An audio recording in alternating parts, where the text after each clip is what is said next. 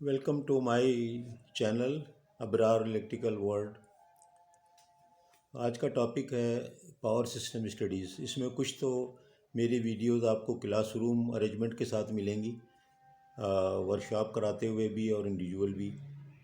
वो इसलिए कि बाज़ चीज़ें वाइट बोर्ड पे बाकायदा स्टेप में समझानी पड़ती हैं, तो वो फिर अगर इकट्ठा किताब में जो डायग्राम बनी है वो तो आप लोगों ने शुरू से देखी हुई है, इंजीनियरिंग में पढ़ते हुए भी देखी है, तो वो फिर समझ में आती नहीं है।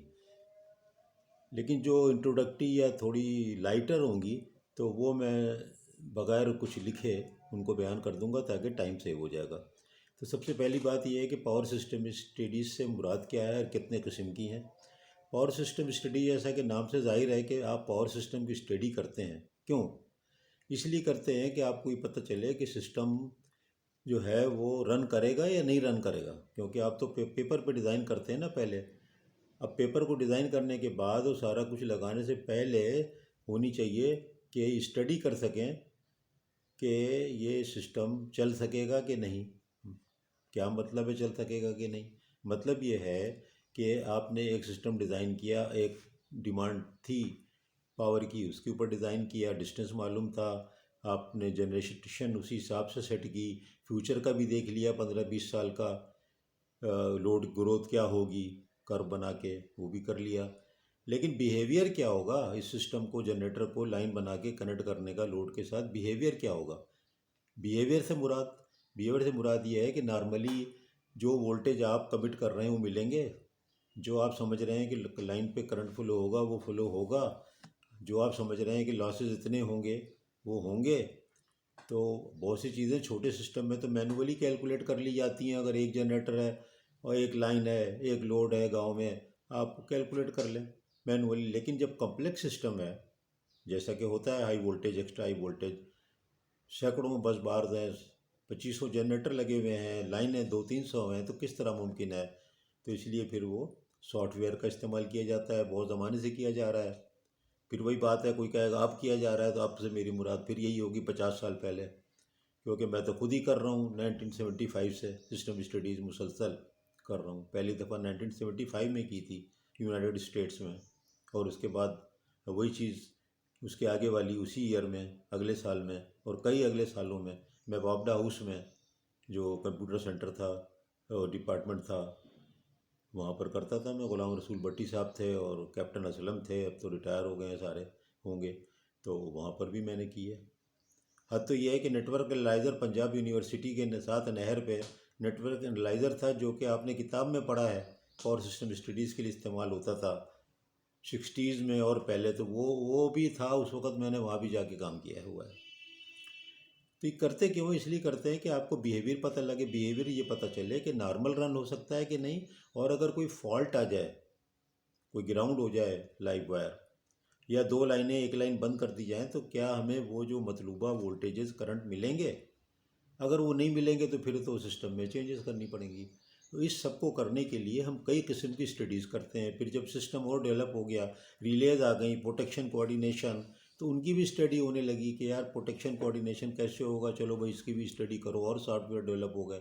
अब जो मशहूर सॉफ्टवेयर हैं, सिंकॉल, PSS, यहाँ सब जानते हैं, और जो सबसे ज़्यादा कनाडा में यूज़ होता है, यहाँ कम इस्तेमाल होता है, ETAP। इन तीनों पे मैंने कम से कम 10-15 से भी ज़्यादा मैंने प्रोजेक्ट कराए हैं फाइनल ईयर इंजीनियरिंग में, मुख्तलिफ़ यूनिवर्सिटीज़ में, और सिस्टम भी डिज़ाइन किया रहा है, स्टडीज़ कराई, short circuit, load flow. Transient study नहीं कराई क्योंकि वो बहुत डिफ़िकल्ट एरिया है, वो मैं इसी में बहुत ही डिटेल में कवर करूँगा, उसी में ज़्यादातर मैं क्लासरूम अरेंजमेंट में करूँगा। तो अगर टाइप ऑफ स्टडी पूछा जाए तो आप पर्पस तो मैंने बता दिया कि बिहेवियर चेक करने के लिए एक सिस्टम का। अब सिस्टम स्टेबल है या नहीं, दो टर्म इस्तेमाल होती हैं। स्टेबल क्या मतलब है और अनस्टेबल का मतलब है। इन दोनों का ताल्लुक पावर प्लांट से है, अल्टरनेटिंग करंट से, जनरेटर से है। अल्टरनेटर से है कि हर फॉल्ट में ये होगा कि वो अगर जनरेटर जो था आउट ऑफ सिंक्रोनिज्म हो गया या ट्रिप हो गया, बाहर से चला गया, निकल गया, तो सिस्टम स्टेबल नहीं था। और अगर वो बार पे वापस आ गया, फॉल्ट की कंडीशन को झेल गया, फॉल्ट में क्या हुआ, हेवी करंट फ्लो हुआ, वोल्टेज कम हो गया, लोड का करंट कम हो गया, कट गया, फेज एंगल बदल गया, तो इन सब कंडीशन में अगर अल्टरनेटर सर्वाइव कर गया तो इसका मतलब है वो स्टेबल है। तो स्टेबिलिटी हो किसी किस्म की, स्टेडी स्टेट हो या ट्रांजिएंट हो, दोनों जो जाके उसका जो कोर है वो जनरेटर या अल्टरनेटर है उसके ऊपर होता है, क्योंकि बाकी चीज़ें स्टैटिक है ना, उनको क्या होना है। ट्रांसफार्मर क्या अनस्टेबल हो क्या स्टेबल, वो तो एक जगह ही है। लाइन भी इसी तरह है। तो ये सारा जो फोकस है, समझ लें इस बात को कि सिस्टम स्टडीज़ में ये बहुत कम लोग आपको बताएंगे कि जो फोकल है ना, वो फोकल वो है generator alternator. How the generator will behave under certain kind of faults, वो आपको फॉल्ट के काइंड पता है।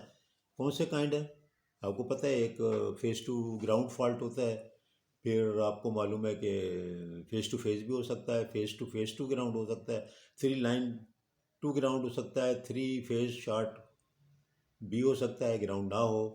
तो डिफरेंट टाइप के हो सकते हैं फॉल्ट। इन सब के केस में what will be the behaviour of the alternator या alternators that is actually studied by the help of the system studies through software, क्योंकि now it is not possible to do it manually.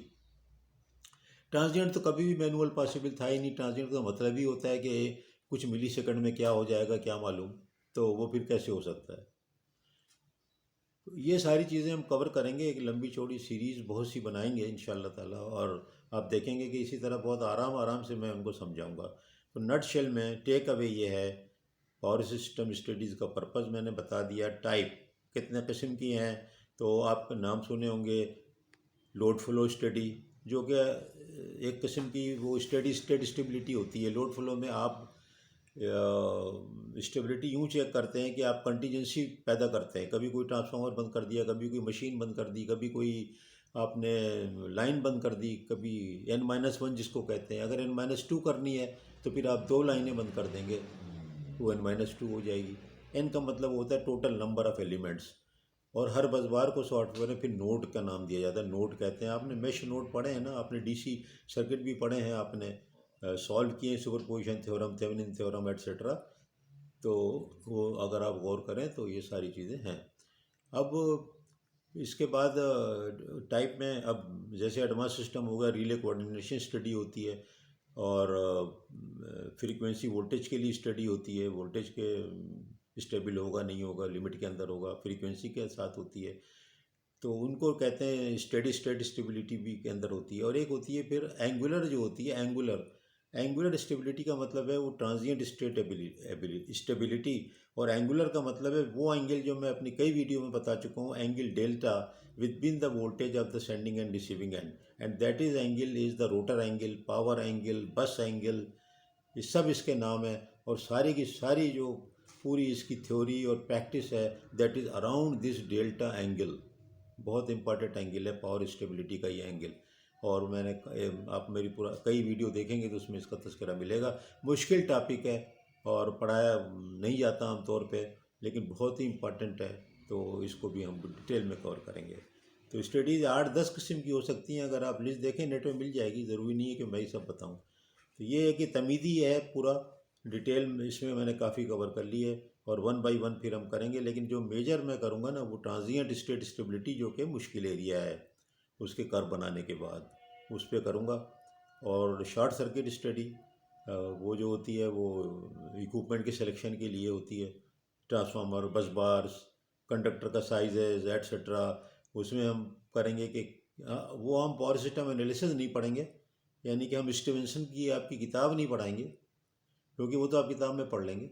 हम जो studies के अंदर क्या data देते हैं और क्या उसमें से चीज़ें निकलती हैं और उससे क्या जज करते हैं और कैसे इस्तेमाल करते हैं, उस पर बात करेंगे। लोड फ्लो में भी और शॉर्ट सर्किट स्टडी में भी, और फिर ट्रांजिएंट स्टेट स्टेबिलिटी में भी, और इम्प्रूवमेंट कैसे कर सकते हैं स्टेबिलिटी में उसके तरीके भी आपको बताएंगे। उसमें फिर हो सकता है कि हम फ्लेक्सिबल एसी ट्रांसमिशन सिस्टम भी अल्टीमेटली डिस्कस करना पड़ जाए, तो उसको भी थोड़ा बहुत टच कर लेंगे। लेकिन वो एक अलग बहुत बड़ा सब्जेक्ट है, जो कि flexible AC transmission facts devices कहते हैं, फैक्ट्स डिवाइसेस। तो ये बिल्कुल नई है। इसको मैं नया इसलिए कहता हूँ कि ये पाकिस्तान में है ही नहीं, तो इसको मैं नया कहता हूँ। तो इंशाल्लाह जो है वो आप देखेंगे कि इसमें बहुत ही मालूमाती चीज़ें आपको मिलेंगी और नई चीज़ें मिलेंगी इंशाल्लाह। तो अगर वीडियो सही लगी तो आप शेयर कर दें, सब्सक्राइब कर दें। अल्लाह हाफिज़।